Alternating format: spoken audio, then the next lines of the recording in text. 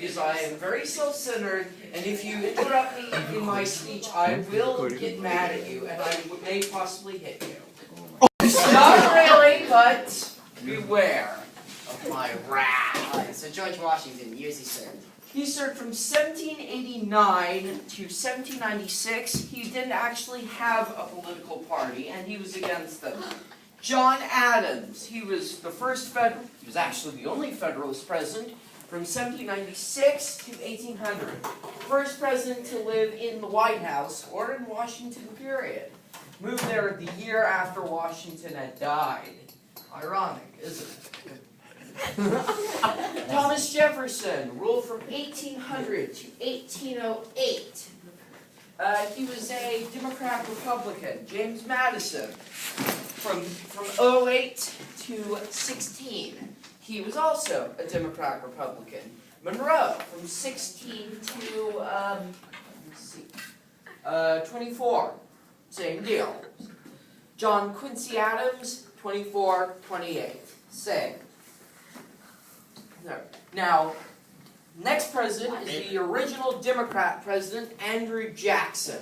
He served to 1832. Then Martin Van Buren, or 1836. Then Martin Van Buren served till 1840. William Henry Harrison served from then to 1841. He's the first president to die in office. John Tyler succeeded him, and he was president until 1844. What party is John Tyler? They were both Whigs. They are anti-Democrats, and the precursor to the Republican Party. Next president was James Knox Polk, who I believe was a Democrat, because the Whigs had sort of grown out of favor.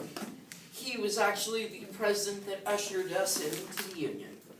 Next president, Zachary Taylor, Whig, from 1848 to 1850. He died in office as well. Followed by his vice president, Millard Fillmore, who was president until 1852.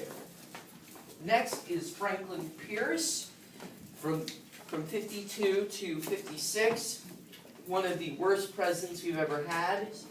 Actually, the only incumbent not to give his party's nomination. It's pretty impressive. I mean, he did a tremendously horrible job. But not as bad as James Buchanan, president number 15, Democrat. From 1857 to 1860. Yes, oversaw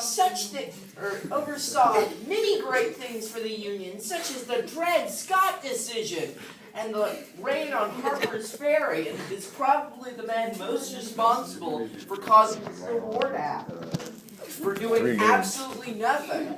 I'll edit it. I mean, a really uneventful term, but all this stuff is proven. What's your favorite? This president is arguably the best, the greatest president we've ever had, Lincoln. Why? Why is he the best? Assassinated in 1865. Why is he the best? Abraham Lincoln was a megalomaniac. He was the first Republican president, and he would usher in a successful era of Republican domination in the presidency, with only 2 Democrat presidents in between that would last all the way till the 1930s with FDR. Anyway, next president is Andrew Johnson, originally a Democrat. He switched over when most of the Democrats turned out to be, Confederates. He was impeached, but they couldn't just get rid of him, because you can't impeach a guy just because he's obnoxious and isn't doing what you want him to do. Although, arguably, he let a lot of the ex-Confederates get away with a lot. Next is Ulysses Simpson Grant. He's a Republican from 1868 to 1876. He saw the Centennial. He was followed by Rutherford B. Hayes. You're not going to say anything about Grant?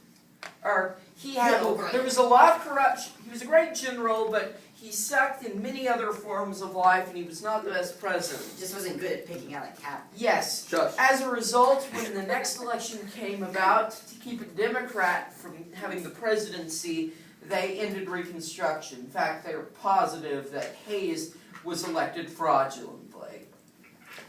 He was president until 1880. Next president is James Abram Garfield. You know, he was against the shift in Republicans, and he wanted to go back to reform. Bullshit. What was his middle name? Abram. Really? He was assassinated. When did he change his middle name? He did. He was assassinated in 1881 because of his political ideas. He was succeeded by Chester Alan Arthur, who, despite his political leanings, followed his predecessor. He was replaced by Stephen Grover Cleveland in 1884. He was Democrat. Hayes, Garfield, and Arthur are all Republicans.